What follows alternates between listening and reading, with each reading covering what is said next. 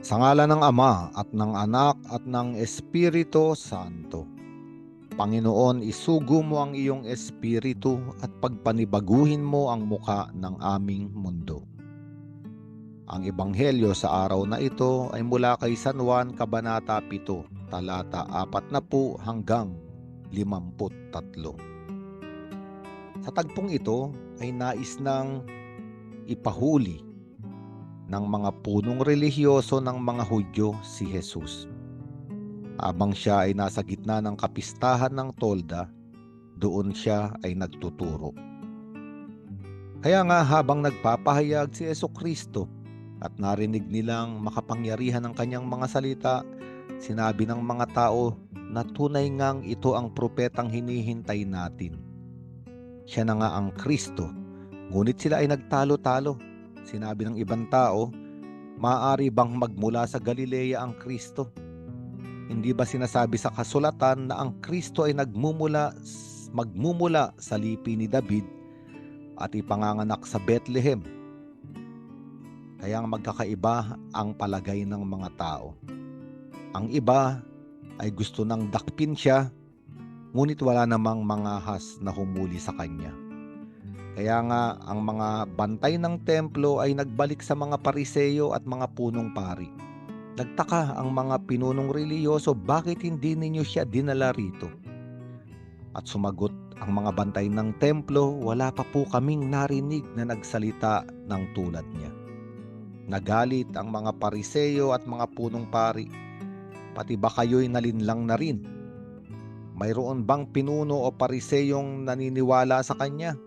Mga tao lamang na walang nalalaman sa kautusan ang naniniwala sa kanya, kaya't sila'y mga sinumpa.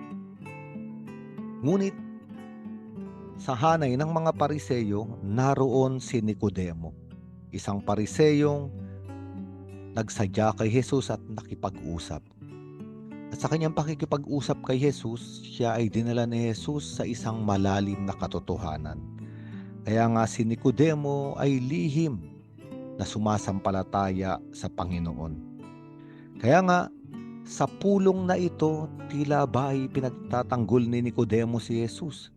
Sinabi niya, hindi ba't labag sa ating kautusan na hatulan ang isang tao ng di muna nililitis at inaalam kung ano ang kanyang ginawa?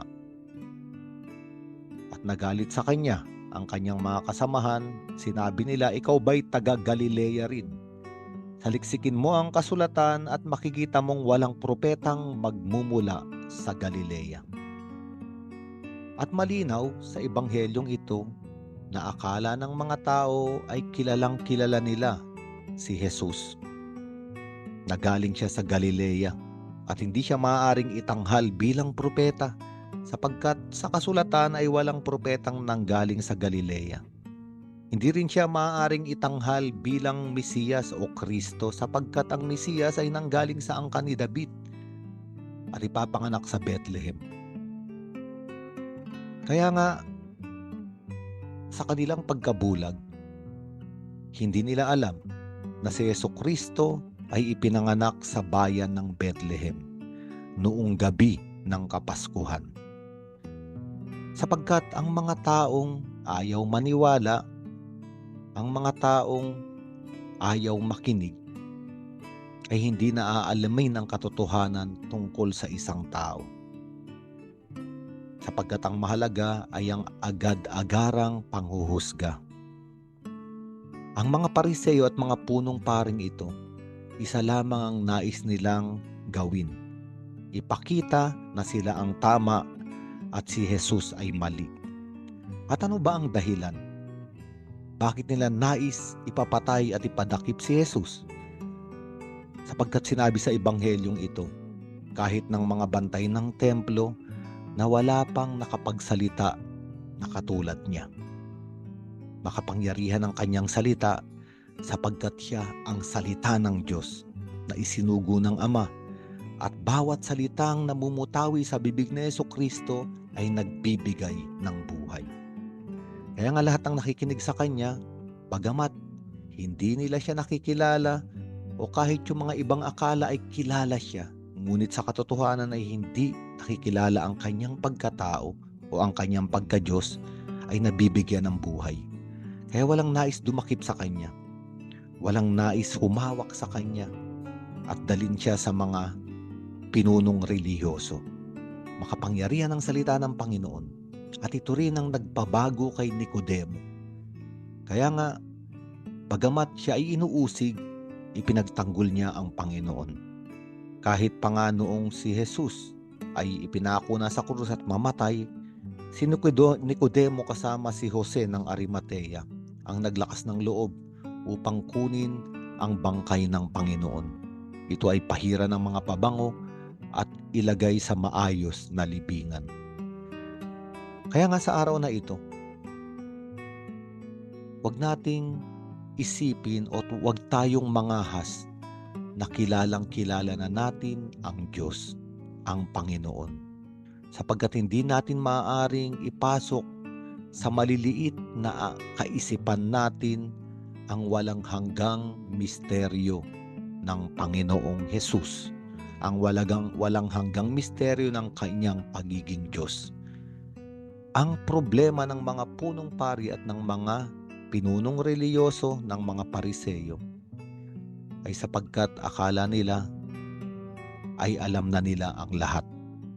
Ang taong naniniwalang nalalaman niya na ang lahat ay isang taong sarado na at hindi na bubuksan kailanman ang kanyang buhay upang ang totoong kapangyarihan ng Diyos ay tanggapin. At ito ang suliranin ng mga taong akala nila sila ay mas mabuti, mas magaling at mas makapangyarihan kaysa iba. Ang sikreto upang tanggapin ang misteryo ng pagliligtas ng Panginoon ay kababaan ng loob. Ito ang katangian ni Nicodemo. Pumunta siya ng lihim kay Jesus upang magtanong, upang magsiyasat ng katotohanan. Sa madaling salita, inaamin ni Nicodemo sa kanyang sarili na hindi niya alam ang lahat. Kaya nga may puwang ang Diyos sa isip at buhay ni Nicodemo. Kaya ang Diyos at ang kanyang pag-ibig, ganun din ang pagliligtas, ay nanahan kay Nicodemo. At ang larawan ni Nicodemo ay para sa ating lahat ngayon. Sa araw na ito, sabihin natin sa Panginoon, Panginoon, bigyan mo ako ng kababaan ng loob. Bigyan mo ako ng liwanag at tanggapin na hindi ko alam ang lahat ng nangyayari sa buhay. Hindi ko alam ang misteryo ng aking kasaysayan. Sa araw na ito ay ibinibigay ko sa iyo ang lahat.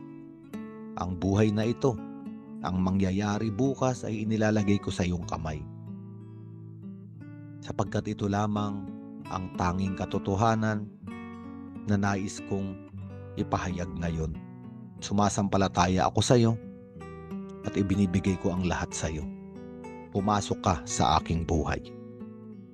Larawan ni Nicodemo, isang Pariseyo, pinunong reliyoso na ibinaba ang kanyang sarili at tinanggap ang Panginoon. At ito ang larawan bilang imbitasyon sa ating lahat upang buksan ang ating mga buhay, ating kalooban at puso na tanggapin ang pag-ibig at pagliligtas ng ating Panginoong Hesukristo. Sa ngalan ng Ama at ng Anak at ng Espiritu Santo.